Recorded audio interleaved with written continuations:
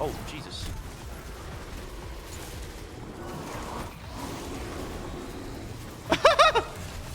I don't know how I'm alive.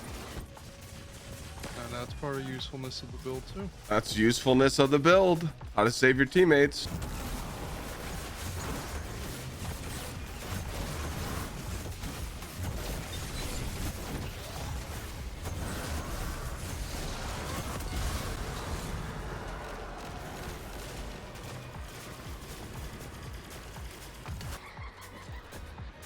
Well, Watch that debris.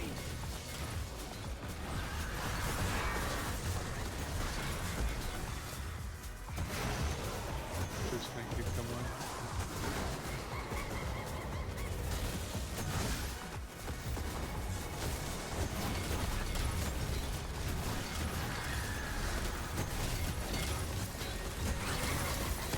gamers, we gotta talk. With the new changes to Raiden Flux, this new update, it's pretty insane. I'm talking like I'm getting my super so quickly because of the new changes for the roaming super, and Raiden Flux lasts so long when you're in the super and you're clearing out mobs and GMs like it's nothing. And you're probably like, well, Clyde, you know, playing, you know, Arc Hunter again. I'm enjoying Prismatic so much. Yeah, but we all know that Prismatic's kind of overtuned, and Bungie's really trying to encourage us to use these roaming supers more. And I feel like I was having tons of fun with this. I was getting unlimited nade spam, super fast regen on my super, and also taking advantages of the artifact perks and kind of combining all our fragments together and just making one cool build. So I'm going to break it down for you and hope you guys enjoy it. With the recent patch notes, Raiden Flux got increased bonus super damage perk stack from 14% to 20%. This maxes out to be about 70% damage increase, up from 50%. So what does Raiden Flux do? Quick attacks with arc staff increase its damage output and duration. As long as you're hitting stuff, it's going to last longer. What I was trying to do was figure out the combo. I was doing 2 lights and a heavy. I did 3 lights. I was trying to like save my super to last longer but still do some output damage, and it seemed like the 2 light 1 heavy meta is still a thing like it used to be before. So how can we make it more stronger? Well, we're going to be going over the subclass for you and kind of telling you why I'm running stuff to kind of make it just all work together. Obviously, you're going to be using arc staff. I use combination blow, simply it's too good to take off. And I know this is a little different here, but we're going to be using blinding nades. The reason why is I can stun champions with it, and also there's an artifact perk, which I'll get to, that's going to give me more damage to blinded enemies. We use flow state because defeating jolted targets make you amplified, and when you're amplified, your dodge recharges more quickly, but you really don't need to worry about that because you're running Gambler's Dodge. But getting that always up amplified is great. Lethal Current, this is going to help you stun some champs. After dodging, your next melee attack has increased lunge range and it jolts the target.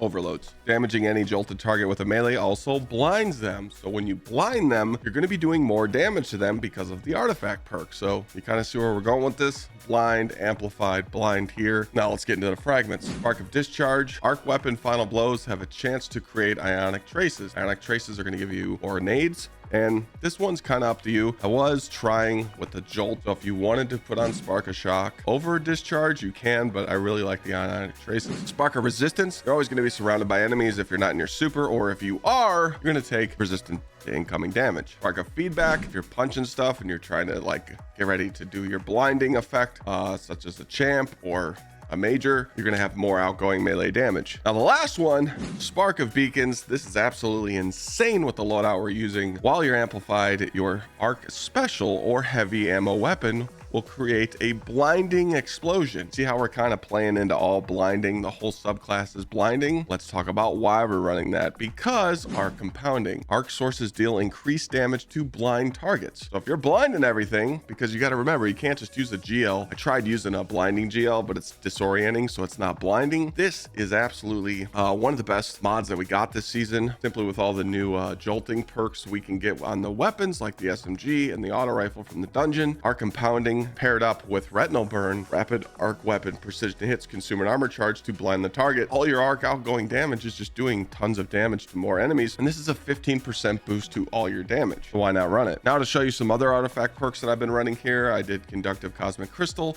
simply because if I'm playing with someone and they put a stasis debuff on an enemy, I'm going to be able to get more damage. We don't take off concussive reload, yeah, retinal burn. You got jolting feedback on your weapons. You're going to just be able to proc retinal burn at all times with our compounding. Really good combo. Curative orbs. When you break stuff, you're going to pick up orbs. You're going to heal. Also, I mean, just to get your super back quickly. Curative orbs is really a good dub there. Trace evidence. Rapid precision hits or final blows on targets affected by jolt or blind, which we're doing, will generate ionic traces. So more abilities. I just threw power from pain on just because if someone's I'm running with is weakening targets, maybe I can get devour to proc because there's really nothing else in this column that's really going to help me out. Increased damage to scorn with fill the revenant, rapid impacts for the GL, and then obviously melee mods so that your mods for the build can be a lot cheaper. So weapons are kind of up to you with this build. When you're running Spark of Beacons, Indebted Kindness is like so unfair. It's always proccing it. I feel like it was really good. Chat actually told me about pairing Indebted Kindness with that fragment, and I was just blown away. I was running Thunderlord, guys. You're gonna get the overload stun with Thunderlord, and also, I don't know if you've been noticing, but with anytime you shoot a target with a machine gun, you get your super back so quickly. As you see on this bridge here in Birthplace, I used my super, then I just unloaded my machine gun, and I got my super back so quickly. Plus I'm going to be jolting. Thunderlord's just broken. We all know that it's everybody's favorite weapon in LFG. Again, if you want to take off Indebted Kindness and use the jolting feedback weapons, you can, but it's really not going to compare with Indebted Kindness because of beacons.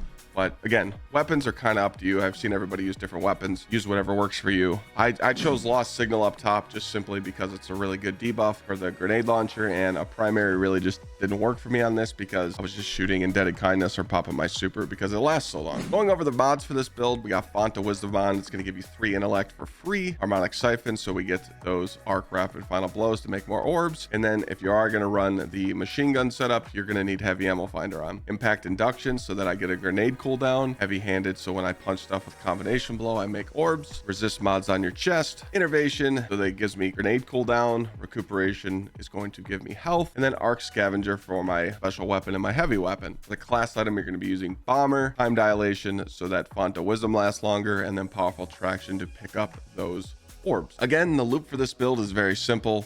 Kill stuff as fast as you can. Get your super. Pop. Remember, when you're in your super and you have a grenade, you can throw it to blind the targets so that you can get that extra 15% damage. Try and blind targets as much as you can with your weapons, your fragments, your artifact mods, so that you're outputting more damage. I do wish the blinding from the flashbang grenade would be a bigger radius, but hey, I'm just using it for the blinding since everything works kind of together as the build. But again, I was pretty impressed with this. I did run Corrupted, I did run Birthplace, GM Atmosphere. Yeah, everything just got smoked. I mean, I almost cleared out all the ads in Corrupted. So as you see here, all the enemies just jumped on us in the Corrupted Nightfall. This is usually where teams wipe. I would have waited a little longer. I probably could have killed all the ads, but one super just cleared out everything.